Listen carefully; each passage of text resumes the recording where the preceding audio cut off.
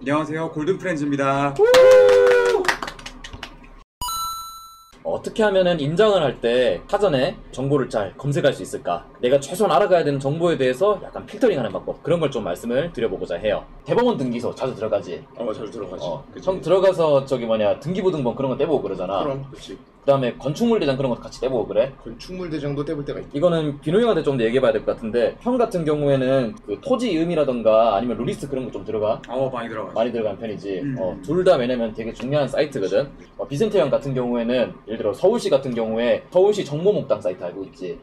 재개발 정보도 한 곳에 모아놓은데. 그치. 그리고 나 같은 경우에는 이게 아무래도 대출을 많이 하니까 이제 KB세 이런 거 많이 조회하고 그런단 말이야. 지금 얘기한 것들이 이렇게 주택을 혹은 뭐 건물을 이렇게 알아볼 때 있어서 일단 기본적으로 알아봐야 되는 그런 사항들에 해당하거든. 근데 이게 사람들이 잘 몰라. 그러면서도 이게 그냥 마냥 오른다니까 사시는 분들이 좀, 나는 내 눈에는 좀 보여. 뭐 주식이라고 해서 별다른 차이 있는 것도 아니고, 그렇다고 부동산이라고 해서 특별히 막 엄청 최소한 이 정도 점검하셔야 될 것 같은데 안 하시는 분도 좀 내가 보기에는 좀 있단 말이지. 최소한 이 정도는 알자, 임장. 그런 취지에서 한번 준비를 해봤어. 임장이란 게 크게 두 가지잖아. 실제로 가보는 것도 중요하지만 가보기 전에 지적도라던가 아니면은 그냥 도시를 그렇게 볼 수도 있고 검색을 해보는 것도 되게 중요한. 손품을 판다라고 하지. 손품을 판다. 그치. 손품과 발품이 있다. 요즘은 비누 이거 써봤지 모르겠는데 네이버에도 지적도 볼 수 있는 거 알고 있어? 있지. 그거 바꾸는 거 있어. 그거 딱 누르면 한 번에 화면 확 바뀌잖아. 음. 근데 원조는 지적도만 나오는, 이게 토지 이음이었던 거 아마 그쪽이었지. 거기서 보는 거긴 하지만 아무튼 나는 일단 그거부터 시작했으면 좋겠어. 등기부등본 떼보는 거 좋아. 그게 당연하지. 왜냐면 누가 소유권자인지에 대해서는 등기부등본이 제일 확실하니까. 한 가지 퀴즈. 건축물 대장이랑 등기상 전부증명서랑 소유자가 충돌해. 누가 이길까? 건축물 대장이. 이 진다. 건축물 대장이 쳐. 등기부등본이 소유권에 대해서는 제일 정확해. 그리고 반대로 또 주의할 게 있어. 예를 들어서 강제 경매 등기, 뭐 가등기 이런 거 보면 다 갑구에 올라와 있거든. 근데 이런 걸 두고 제한물건이라고 해. 제한물건은 소유권보다 만약에 순위가 늦더라도 우선한다.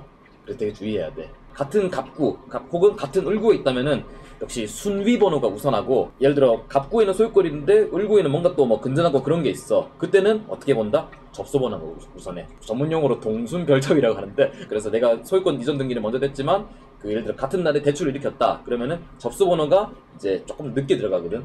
그런 식으로 이제 좀 구분을 할 수가 있어. 이거는 되게 기본적인 내용이고, 그거에 이어서 건축물 대장도 열심히 봐야지. 건축물 대장에 나와 있는 건물의 크기, 또 건물의 위치, 또 건물의 뭐 예를 들어서 뭐 철근 콘크리트 구조, 진정한 이 건물의 그 용도가 무엇인지, 주 용도. 겉으로 봤을 때는 연립주택인가 싶은데 실제로 떼보니까 다중주택이었어, 다가구 주택이었어, 뭐 이런 걸 수 있거든. 그래서 그걸 확실하게 알기 위해서는 건축물 대장을 떼봐야 돼. 이것들을 어디서 뗄 수 있다? 대법원 등기소 뗄 수 있다. 700원만 내면 돼. 누구나 다 볼 수 있어. 24시간 활용 가능. 토지 이음이라고 또 사이트가 있거든. 나 이거 좀 궁금한데, 기관에서는 토지 이음 그런 거 언제 좀 들어가고 그래? 우리 사업 수집자 할 때 주로 많이 들어가는 것 같아. 아무래도 건폐율 용적 이런 것 때문에 계산하려고 그러는 거지. 그치. 이게 지적도라는 게 있거든. 부동산, 그러니까 땅 같은 경우에는 전국이 다 용도 지구들이 있어. 예를 들어서 용도 지역이지. 용도 지역. 그치. 지금 우리가 촬영하고 있는 이 스튜디오도 그렇고, 그리고 또 여러분들께서 구독자분께서 거주하고 있는 곳 땅들은 용도가 정해진 지역들이 있거든. 주거지역, 상업지역, 녹지지역, 공업지역. 이 주거지역 안에서도 이게 막 1종, 2종, 뭐 3종, 그 다음에 준주거지역 이렇게 좀 나눠 있단 말이야. 땅별로 어디까지 높게 지을 수 있고, 뭐 고도제한 그런 것도 있고, 물론 고도제한은 거기 주거지역에서 정하는 바는 아니긴 하지만 한 번씩 뉴스 보면은 아직도 한 번씩 나오는데 막 그런 거 있다. 우리 집의 일조권이 침해당했어요. 근데 그게 어떤 것 때문이냐면은 이런 게 있어. 용적률은 주거지역보다 제일 높은 결이 상업지역이거든.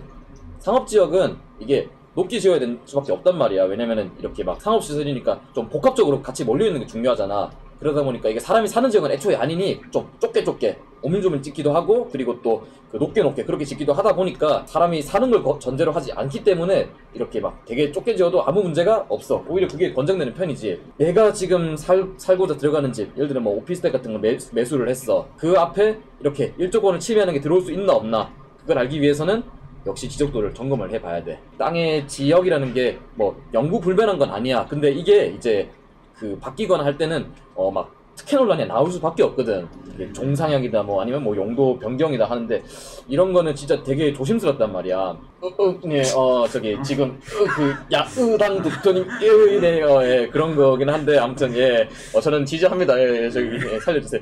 아무튼 그래가지고 한번 좀 제발 점검하고 들어갔으면 좋겠어. 사시는 건 좋은데 아까 우리 저기 비누 형께서 이렇게 오피스텔 같은 거 평행 어떻게 되고 그런 것도 알고 있는 것도 중요하지만은 내 집이 이렇게 일조권이 치면 살아야 되잖아 사람은. 그런 걸 한번 점검해봤으면 좋겠고, 또 여기 지역이 재개발이 되나 안 되나 그런 것도 좀 확인해 볼 필요가 있겠지. 그런 거는 서울시 정비사업 정보몽땅, 거기는 알 수밖에 없는 게 그 거래하러 가면은 애초에 좀 활발한 데면 사람들이 매매하러 많이 오고 부동산에 날 수밖에 없어. 또 계약서 쓸 때도 이거 정비 지역이니까 저기 재개발 확정되면은 저기 나가기로 한다 뭐 그런 거 쓰고 들어간단 말이야. 그래서 모를 수가 없고, 끝으로 KB시세는 이제 대출 얼마 나오나 그런 거 확인할 때, 물론 이것도 좀 약간 그 집합 건물 그런 거에만 해당되기는 해. 다세대나 다가구 같은 경우에는 좀 어렵지.